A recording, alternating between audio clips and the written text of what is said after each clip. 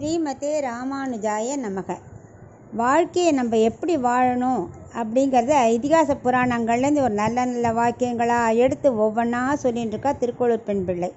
அதில் இன்றைக்கி நம்ம பார்க்க போகிறது 56வது வாக்கியம்.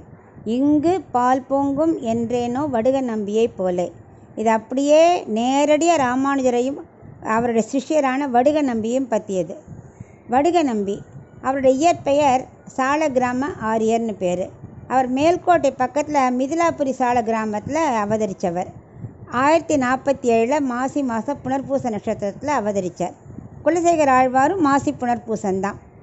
இவருக்கு ஆச்சாரிய அனுபவம் தான் ரொம்ப பிடிச்சிருந்தது. ஆக்சுவலாக 5 வித உபாயம் இருக்குது பெருமாளை அடையிறதுக்கு. பஞ்சமோ உபாய நிஷ்டைன்னு சொல்லுவா. அதுக்கு கர்மயோகம், ஞானயோகம், பக்தி யோகம், சரணாகதி, ஆச்சாரிய அபிமானம். இந்த கர்மயோகம், ஞானயோகம், பக்தி யோகம் எல்லாம் ரொம்ப நம்ம கஷ்டப்பட்டு பகவான் அடையணும். சரணாகதி சர்வதர்மான் பரிதேஜ கிருஷ்ணர் சொல்லியிருக்கார். அது மாதிரி நம்ம டோட்டல் சரண்டர் ஆகிட்டா அது கிடச்சிடும். ஆச்சாரிய அபிமானங்கிறது உள்ளத்தில் ரொம்ப ஈஸி. ஏன்னா டைரெக்டாக பகவான் அடையிறதை விட ஒரு ஆச்சாரியம் மூலமாக அடையிறது நமக்கு சீக்கிரம் சரணாகதி கிடச்சிரும். அதனால் இவர் விரும்பினது, வடுக நம்பி விரும்பினது ஆச்சாரிய அபிமானம். அவர் சொல்லுவார், எனக்கு ராமானுஜர் தான் பெருமாள், என்னோட பெருமாள் ராமானுஜர் தான் அப்படின்னு அவர் சொல்லுவார். அதாவது நம்மாழ்வார்க்கு எப்படி மதுரகவியோ அப்படி ராமானுஜருக்கு வடுக நம்பி மதுரகவின்னு ரொம்ப பெருமையாக சொல்லிப்பார். இவர் எப்படி இவருக்கு சிஷ்யரானாங்கிறதுக்கு ஒரு சின்ன சம்பவம் இருக்குது.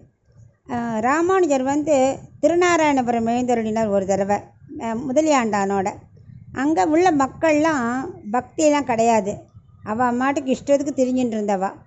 அது திகம்பரன்னு பேர். அதனால் என்ன பண்ணால் ராமானுஜர் வந்தவொடனே அவள் ரொம்ப உபசரிக்கவே இல்லை. இது முதலியாண்டானுக்கு ரொம்ப கஷ்டமாக இருந்தது. அப்போ ராமானுஜர் சார், இதுக்கெல்லாம் கவலைப்படாத, நீ சாயந்தரம் குளத்துல குளிச்சுட்டு சந்தியாவனம் பண்ணிட்டு தீர்த்தத்தை மட்டும் எடுத்துட்டு வா அப்படின்னார். இவரும் அதை சாயந்தரம் ஆன உடனே முடிச்சுட்டு தீர்த்தத்தை கொண்டு வந்துட்டார். இவள் ராத்திரி குளிக்க போனான். அது வரைக்கும் கண்டபடி ஒரு பக்தி இல்லாமல் இருந்தவா அந்த குளத்தில் எழுந்த உடனே அவளுக்குள்ளேயே மனசுக்குள்ளே ஒரு பெரிய மாறுதல் ஏற்பட்டது. நேராக வந்தா, அப்படியே ராமானுஜர் காலில் விழுந்தா. ராமானுஜர் தன் கையில் இருந்த தீர்த்தத்தை தெளித்தார். அப்படியே அவள் வைஷ்ணவ மதத்துக்கு மாறிட்டா. இவரும் பஞ்ச சம்ஸ்காரம் பண்ணினார். எல்லாரும் இவரோட சிஷ்யராயிட்டா. அதில் ஒரு சிஷ்யர் தான் ஆந்திரபூர்ணர்ங்கிற வடுக நம்பி. இந்த சால கிராம ஆரியர் சொன்னோம்ல, அவருக்கு இன்னொரு பேர் ஆந்திரபூர்ணர். அவருக்கு இப்போ பெயர் வடுக நம்பி. அவ்வளோ ஆச்சாரிய பக்தி. இந்த பக்தி எப்படி சடன்னாக வந்ததுன்னா, அந்த குளத்தில் முதலியாண்டான் குளித்தா இல்லையா, ஸோ அடியாருக்கு அடியாருக்கு அடியார், அது மாதிரி ஒரு பெருமாள் ராமானுஜர், அதுக்கு அடியவர், அடியாருக்கு அடியாரோட பாத தூளி அதில் புண்ணிய தீர்த்தத்தில் பட்டிருக்கு. ஸோ அந்த தீர்த்தத்தை ராமானுஜர் கையில் வாங்கி தெளித்தவொடனே இவாளுக்கே பக்தி வந்துடுத்து. ஒரு தடவை திருவரங்கத்தில் ராமானுஜரோட பெரிய பெருமாளை சேவிக்கிறதுக்கு வடுக நம்பியும் போனார். ராமானுஜர் பெருமாளோட வடிவழக திருவடி முதல் கேசம் வரை அப்படியே பார்த்து பார்த்து திருப்பாணாழ்வாரோட பாசுரத்தை சேவிச்சுட்டே அனுபவிச்சுட்டு இருந்தார். எல்லாத்தையும் திருவடியிலேருந்து ஒவ்வொரு பாசுரமாக சொல்லின்னு வர. ஆனால் வடுக நம்பி இவர் சொல்ல சொல்ல இவரை பார்த்துன்னு இருக்கார். அவர் பெருமாளோட திருவடியை பற்றி பாடினா இவரோட திருவடியை பார்க்குறார். அவர் சொல்கிறார், பாரேன் பெருமாளோட கண்ணழகை பாரேன் அப்படிங்கிறார்.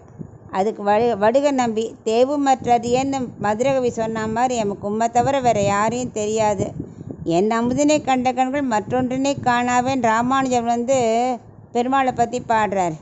இவர் பக்கத்தில் இன்னும் சிஷ்யர் சிரிச்சுண்டே என் அமுதினை கண்ட கண்கள் மற்றொன்றினை காணாவேன் ராமானுஜரை பார்த்து சொல்லின்னு இருக்கார். இதைத்தான் வடுக நம்பி பற்றி இந்த திருக்கோளூர் பெண்ணை சொல்கிறத ராமானுஜர் தன் பக்கத்தில் சிஷ்யன்ட்ட இப்போ அதை அப்படியே ரசித்து லைட்டாக புன்னகைச்சுட்டு கேட்டுருக்காராம். அந்த பெண்கிட்ட சிஷ்யர் கேட்குற, ராமானுஜர் வடுக நம்பிலாம் சேவிச்சிருக்கியோ அப்படின்னு.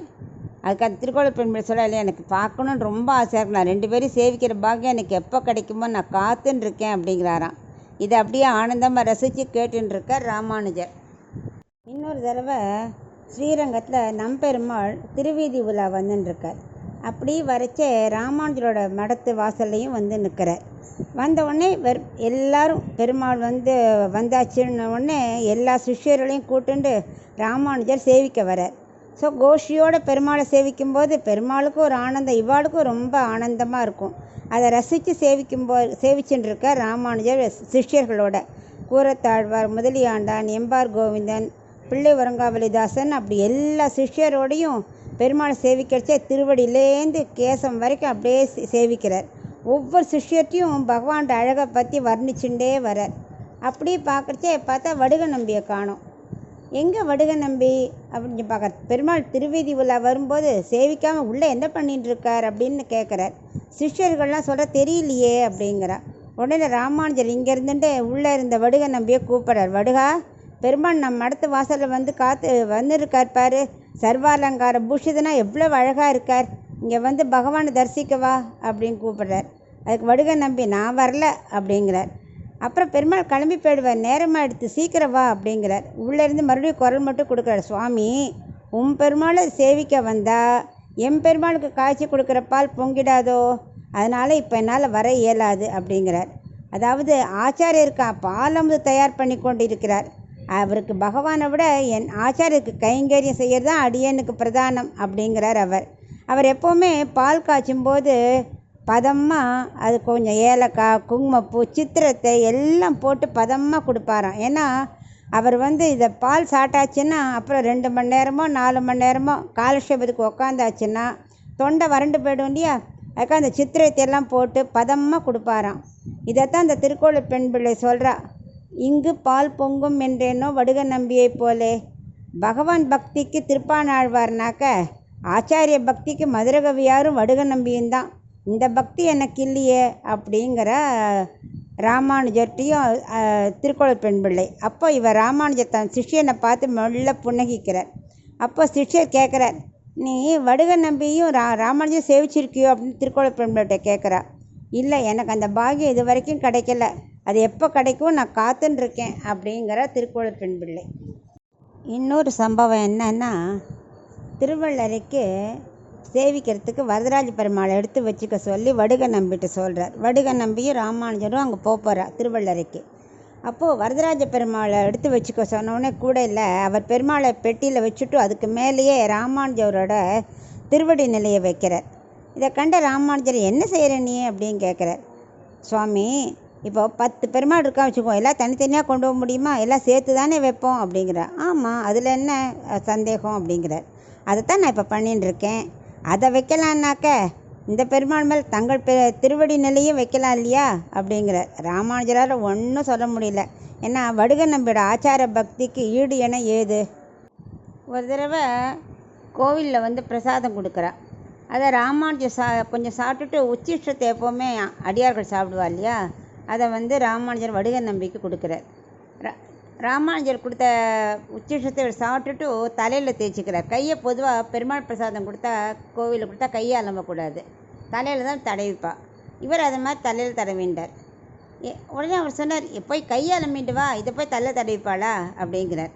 சரி, அவர் ஆச்சாரியர் சொன்னால் உடனே கேட்டுருவாரே, போய் கை அலம்பின்னு வந்துட்டார். அடுத்த நாளைக்கு என்ன பண்ணார், கோவில்லையே அவருக்கு பிரசாதம் கிடச்சிது வடுக நம்பிக்கை. அதை சாப்பிட்டுட்டு கையால் வந்துட்டார். என்ன நீ பெருமாள் பிரசாதம் கொடுத்துருக்கா, கையாளம்புவியா அப்படிங்கிறாராம். அவர் சொன்னாராம், நேத்திக்கு ஒன்று இன்னைக்கு ஒன்று நீங்கள்லாம் சொன்னால் நமக்கு முடியாது. தேவரி நேத்திக்கு என்ன சொன்னீர், நீங்கள் கொடுத்த பிரசாதத்தை கையாளம்பலாம்னாக்க இன்றைக்கி பெருமாள் பிரசாதத்தையும் நான் சாப்பிட்டுட்டு கையாளம்பலாம் அப்படிங்கிறாராம். ஏன்னா எனக்கு என் பெருமாள் என்ன செய்கிறாரோ அதுதான். உம்மோட பிரசாதத்தை நான் கையாளம்பலான்னா பெருமாள் பிரசாதத்தையும் நான் கையாளம்பலாம். அவ்வளவுக்கு பக்தினா ராமானுஜரே சொன்னாராம், உமக்கு தோற்றம் அப்படின்னு. ராமானுஜரே ஆச்சாரிய பக்திக்கு உனக்கு ஈடு என்ன எதுவுமே இல்லை, உன்னை ஜெயிக்க யாராலையும் முடியாது அப்படிங்கிறாராம். அந்த அளவுக்கு இவருக்கு பக்தி. வடுக நம்பி எப்போவுமே இந்த கூரத்தாழ்வார் முதலியாண்டான்லாம் கொஞ்சம் கெயிலியாக இருகரையர் பாரான். அதாவது டபுள் மைண்டட், அதாவது ஆற்றுல ஒரு கால் சேத்துல ஒரு கால் சொல்லுவோமே, அதே மாதிரி இருகரையர். அப்படின்னா காலம்பரை பெருமாளை செய்விப்பாளாம் இவாள்லாம், சாயந்தராச்சும் எம்பெருமானவரோட கதாகாட்சப கோஷ்டிக்கு வந்துடுவாராம். இப்படியே 2 பக்கமும் இருக்கேள், ஒத்தராக மைண்டில் வச்சுக்க வேண்டாமோ அப்படின்னு இவர் கிண்டல் அடிப்பாராம். அதான் நீங்கள் இருகரையர் அப்படிம்பாராம். அந்த அளவுக்கு இவர் ஒத்தரே தான், ராமானுஜர் மட்டும்தான் இவருக்கு. அந்த அளவுக்கு இவர் பக்தி.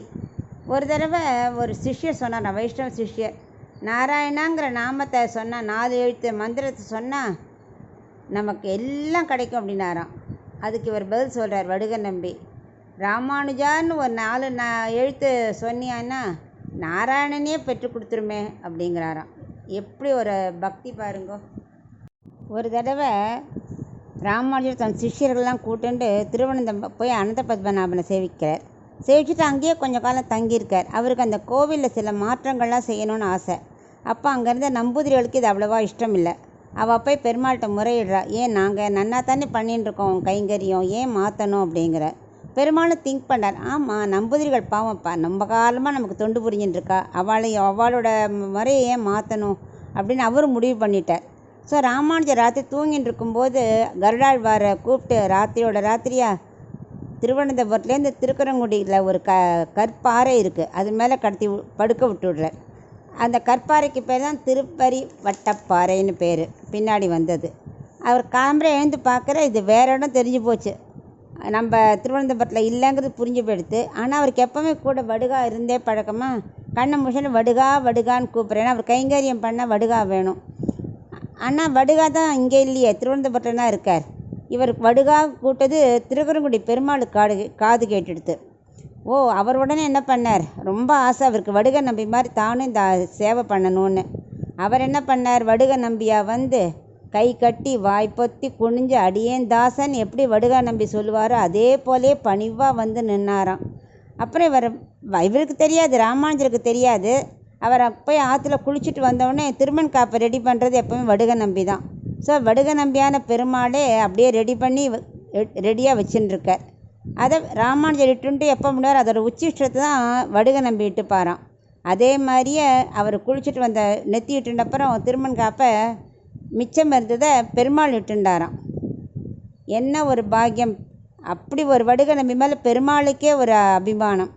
அப்புறம் ராமானுஜர் குளித்த உடனே வடுக நம்பி என்ன பண்ணுவார், அவரோட காவி வஸ்திரத்தெல்லாம் துவைப்பாராம். அதை போலேயே பெருமாள் இன்றைக்கி வடுக நம்பியாக இருக்கிறனால அவர் துவைச்சி உணர்த்தினாராம். ராமானுஜர் வடுக நம்பி நினச்சிட்டு தான் 2 பேருமே அப்புறம் கோயிலுக்குள்ளே போகிறா. கோயிலுக்குள்ளே போய் கொஞ்சம் தூரம் போனோடனே பார்த்தா வடுக நம்பியை காணோம். அவர் தான் பெருமாள் சன்னதிக்குள்ளே போகணுமே. ஸோ ராமானுஜர் எப்படி பார்க்குறேன், எங்கே வடுக நம்பியை காணுமேன்னு பார்த்தா கோவிலில் சேவிக்கும்போது பெருமாளோட நெத்தியில் ஈரமான அந்த திருமண் காப்பு தெரியுது தான் இட்டது. அழகிய நம்பியா திருமண் காப்பில் அப்படி காட்சி அளித்தாராம். அழகிய நம்பின்னு அந்த அளவுக்கு ஒரு அழகு பிரதிபலித்ததான். ஒரு வைஷ்ணவர் கேட்டாராம், ஆச்சாரியரும் சிஷ்யனும் எப்படி இருக்கணும் அப்படின்னாராம். அதுக்கு வடுக நம்பி சொல்கிற, வேம்பின் புழு வேம்பன்னி தவிர மற்றதை உண்ணா, அதை போல் ஆச்சாரியரை சார்ந்தே இருக்கணும் அப்படின்னாராம். அதாவது வேப்பம்பழம் இருக்கு இல்லையா, அதில் சில சமயம் புழு இருக்கும். அந்த புழு என்ன பண்ணும், வேப்பம்பழத்தையே நம்பி அங்கேயே தான் உக்காந்துருக்கும். வேறு இடத்த தேடி ஸ்வீட்டாக இருக்கட்டும்னு வேறு பழத்துக்கு போகாதான், கசப்பாக இருந்தாலும் அங்கேயே தான் இருக்குமா. அதை மாதிரி ஆச்சாரியர்கள் இனிமையாக கருணையாக தான் பொழிவா நம்ம மேலே.